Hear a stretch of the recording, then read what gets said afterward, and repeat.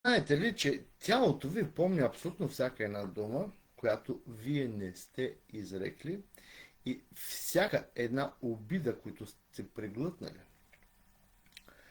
Днешната тема ще бъде именно за неизразеният гняв и как той се превръща в болест или защо трупаме килограми, за да можем да се защитим от света. Но преди да продължа, това, което сега ти съветвам е да споделиш това видео, тъй като съм сигурен, че на много по-късен етап ти може и да се върнеш към него, може и днес да нямаш тези, да кажем, неприятности върху главата си, но никой не знае кога върху него ще се стовари някое събитие, в което ти да не можеш да реагираш адекватно, да не освободиш заседналата емоция и гняв, който се е натрупал и в последствие, не дай се Боже, да се развие някоя болест. Преди да се продължим, нека да се представя за тези, които за първи път попадате на моя видео. Казвам се Евелин Димитров и съм автор на обучителната програма "Силата е в мрежата".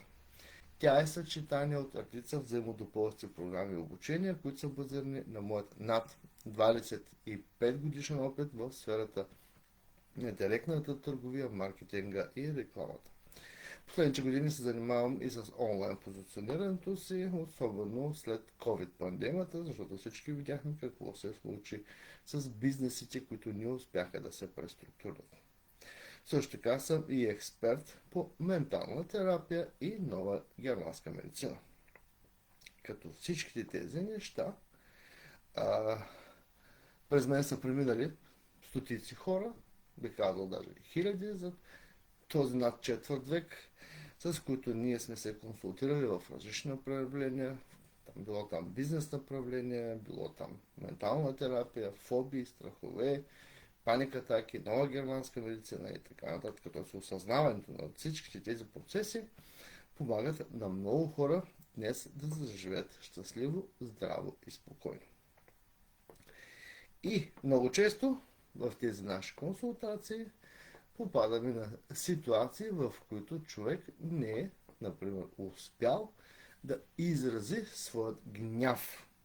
Например, много често се случва това.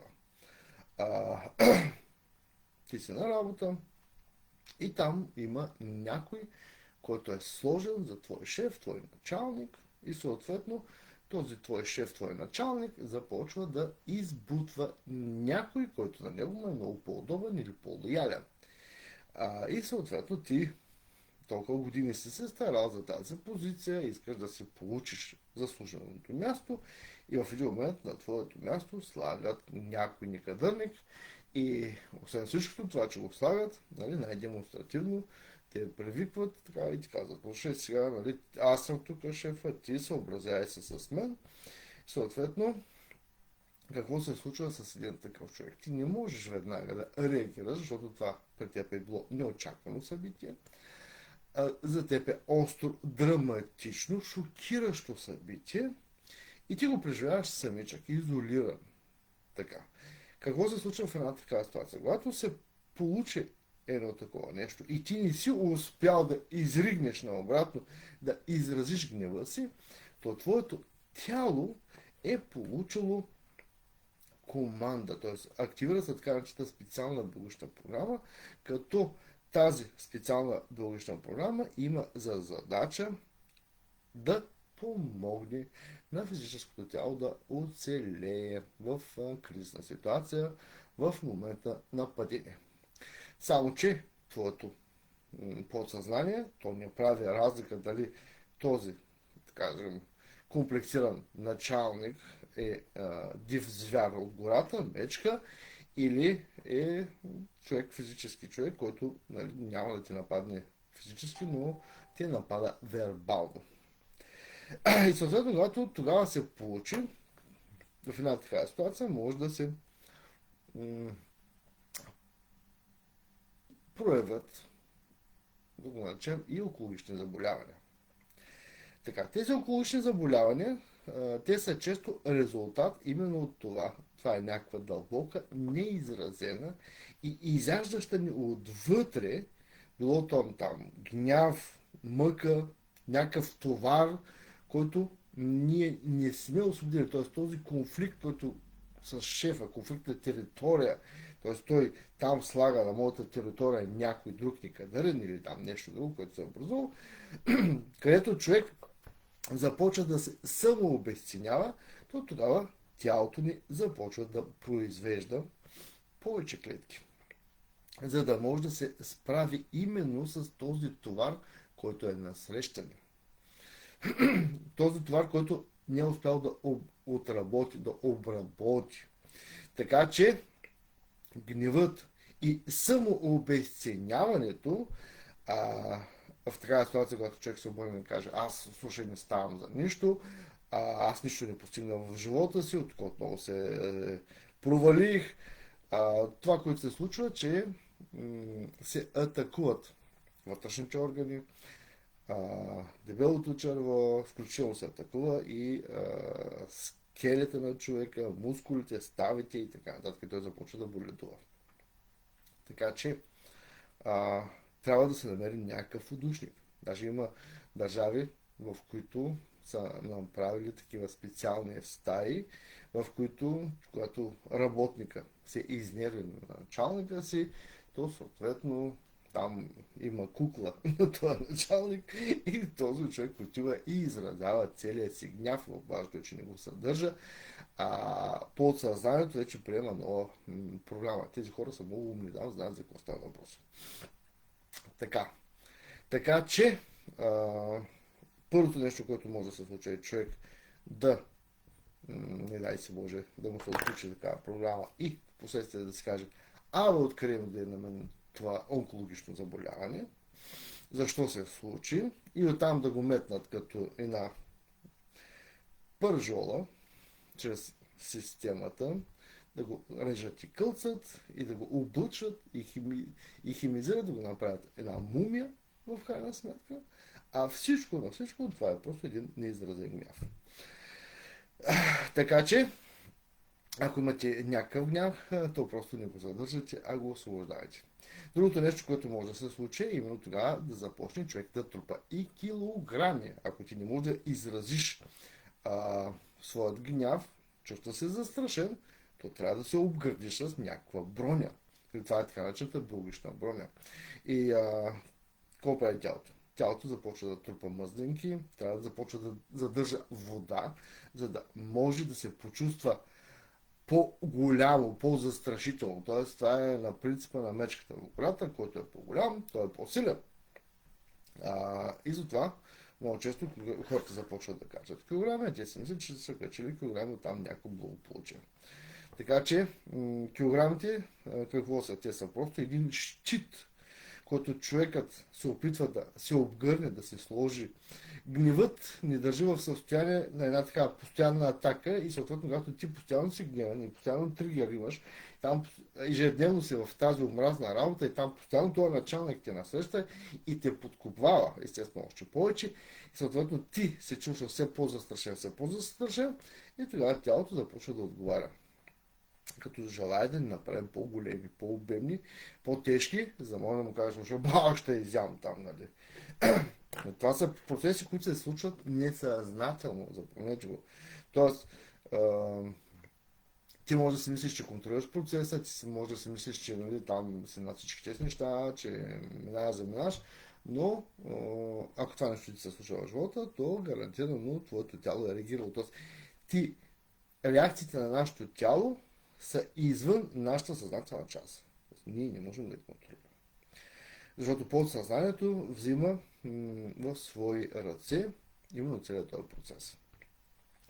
Много малко хора могат да работят със своето подсъзнание, даже самичък никой не може да работи със своето подсъзнание, защото е много сложно и там може да бъде подведен. Лично аз не препоръчвам на никой, включително и аз, когато да ми се наложи да работя с своите си програми, то се обръщам към колеги.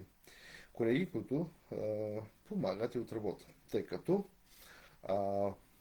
между подсъзнателната и съзнателната част се образува една защита. Тая защита на бариера не позволява на команди. Т.е. ти примерно може да следиш команда от съзнателната част, да осъзнаеш, че на теб не ти е кофти, такова състояние, да се обърнеш и да кажеш, слушай сега на подсъзнанието там, вземи мерки, изрази този гняв или вземи там мерки, спри да се чувстваш беден, слаб, малък, ненужен, нещастен и какво ли още не.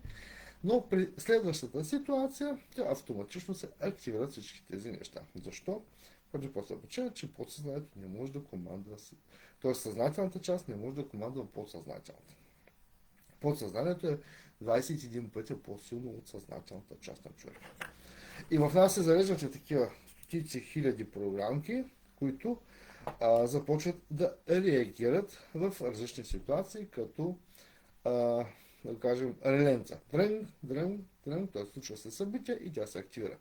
По-лошо това, което се случва, че в определена ситуация е, че в един момент подсъзнанието е запаметило, да кажем, същата картина с шефа, ти влизаш при него и той е запаметил там шефа, косата му, мъж, жена, няма значение, грозен, не грозен, лошата му воня, кофти ефтен парфюм и така нататък. Нали, всичко това нещо подсъзнанието го запаметява и ако то го запаметява, за да може евентуално в бъдеще ситуация в твоя живот, ако се появи подобна ситуация, то да ти помогне ти да оцелеш.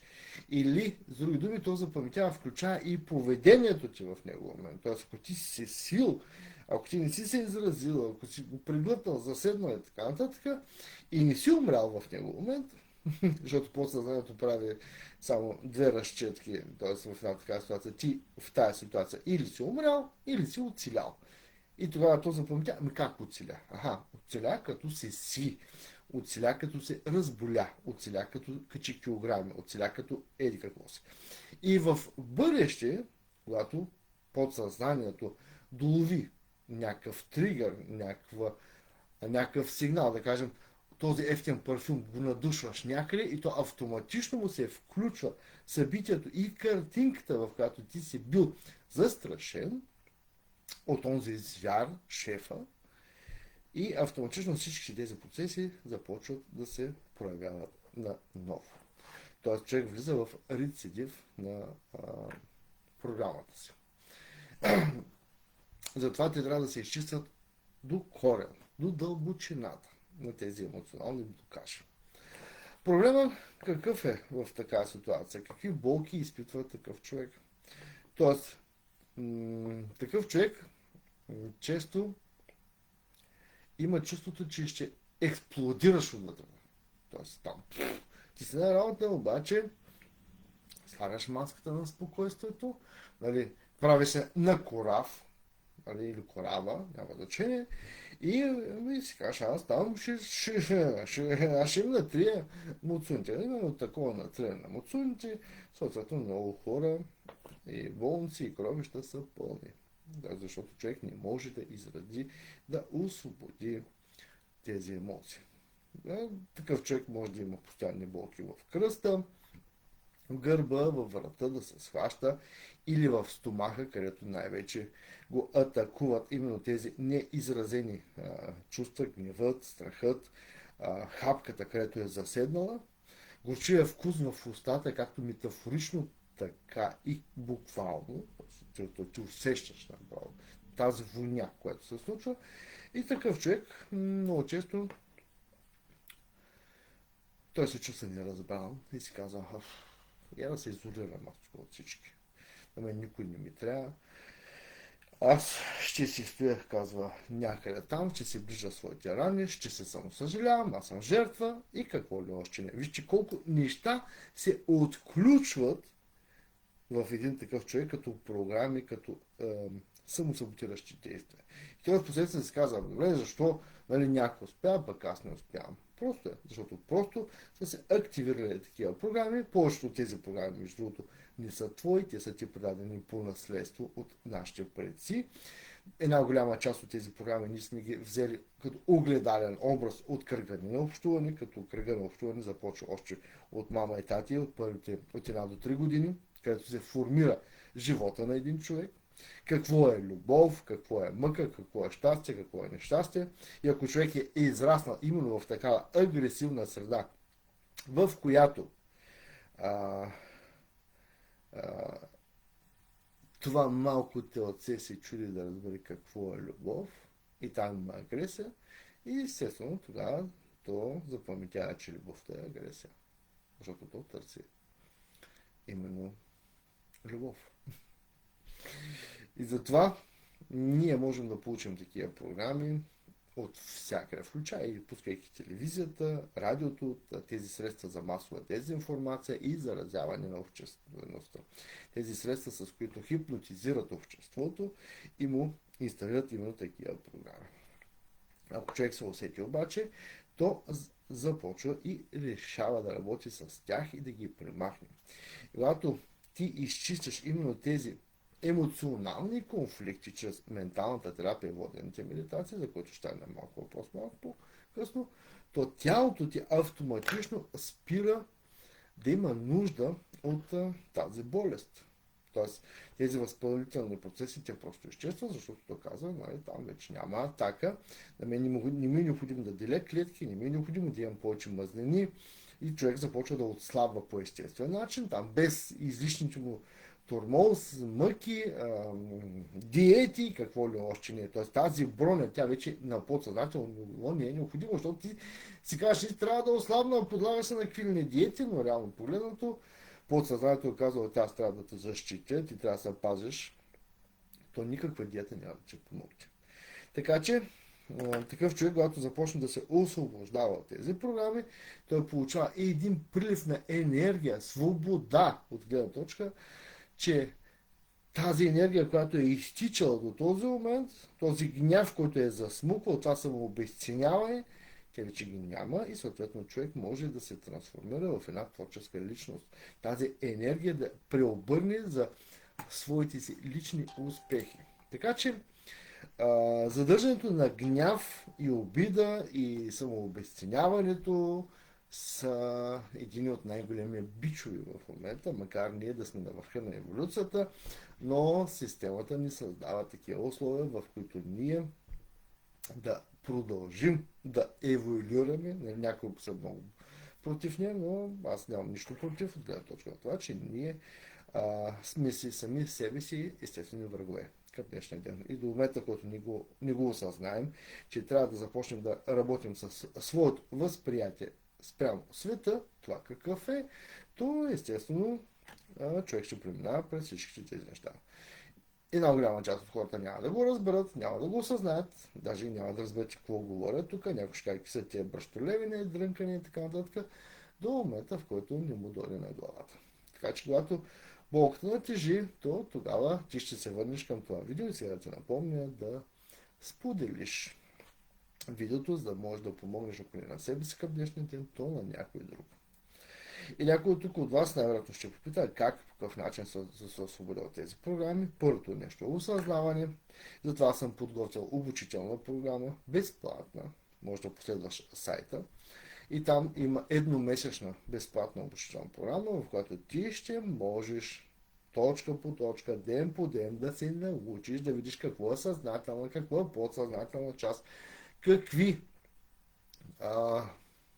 рискови крие, какви плюсови има, как ти можеш да заживееш по съвсем друг начин, как можеш да се освободиш от именно тези биологични програми, какво са тези биологични програми. Има и специално обучение по нова германска медицина, в линка в описанието и така нататък. Така че просто действай и не губи ценно време, защото ти си мислиш, че това не те засяга, но повярваме, ти си в средата на всичките тези лайна. Така, а тези от вас, които имат желание още повече и по-бързо, вече са осъзнали или вече са на прага на непоносимостта на тази болка, то спокойно могат да се свържат с мен или с някой от екипа, с който се партнирам, с колегите ми по ментална терапия. Това са невероятни специалисти, невероятни колеги, невероятни хора, които ежедневно, както се казва, рицарите на съвременния свят, рицарите на душите помагат на хората да излязат. И знаете ли, кое е най-хубавото от цялата работа? Не е необходимо да пътуваш. Напълно достатъчно да имаш мобилен телефон, Viber, Telegram, WhatsApp, да се свържиш и да се организираш безплатна консултация. Безплатна консултация, в която ще се седнеш, ще се анализираш, ще се видят къде са твоите програми, дори тези, които ти мислиш в момента са огромно твое любимо качество, как те се саботират в живота. Има различни програми, има програми на бедността, има програми за разрушаване на семейство, има програми. Така че лоши взаимоотношения и така нататък. Всичко това нещо може да бъде коригирано. Стига човек да бъде осъзнат. И свързвайки се, то от уюта на твоя дом, офис и там, където се намираш, да се свържиш, защото за твоето подсъзнание няма значение дали ти си тук при мен в кабинета или си у дома. И да изградим план за действие. Така че не губи ценно време. Първо, регистрирай се, последвай групите, каналите, възползвай се. Между другото има и цял модул с медитации. Казвам медитации, особено за тези машкари, където са мишлици за машкарите, защото машкарите са най-защитения вид, между другото, тъй като там те най-приглъщат всички тези обиди и гняв и най-не си признават собственото си самообесценяване и после виждат какво се случва, как бързо се отиват от този свят, защото се чувстват ненужни и не се чувстват полезни дори на себе си. То пуснете си медитациите, регистрирайте се, пуснете си медитациите, прегледайте ги, успокойте душите си и след това започнете да се наслаждавате на новия си начин на живота. И да разберете, че може и по друг начин. Това е. Така че аз с това приключвам своя видеолайф и ще завърша с една моя любима фраза, където използвам често, но много малко я осъзнават или до момента, в който наистина не ги заболи достатъчно. Буда е казал следното. Болката е неизбежна, но страданието е въпрос на избор. Така че ти дали ще продължиш да страдаш, това вече си е твой личен избор. Пожелавам щастие и усмиване